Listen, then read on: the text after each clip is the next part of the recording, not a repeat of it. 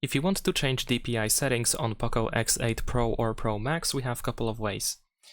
So first of all, we can open settings. Over here, if you scroll down, you can proceed to additional settings, open accessibility. Then we should be able to switch to vision tab. And here we can find display size. So you can move to the left or to the right to adjust the DPI quite easily over here. And of course, if you made any change, you can tap on this check in the upper right corner. If you want to be a little bit more precise, then in that case, you can go to About Phone in Settings. And over here, you want to keep tapping on OS version and then enter your screenlock password, and you will see a message that you are now a developer.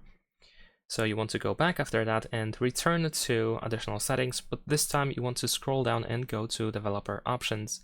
Now over here in developer options, we need to keep scrolling down until you find the smallest width setting. Let me actually try to find it. There we go. This is the one.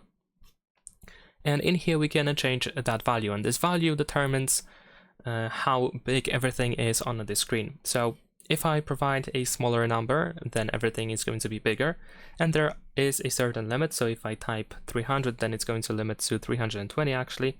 So this is the lowest value, and as you can see, everything is slightly bigger.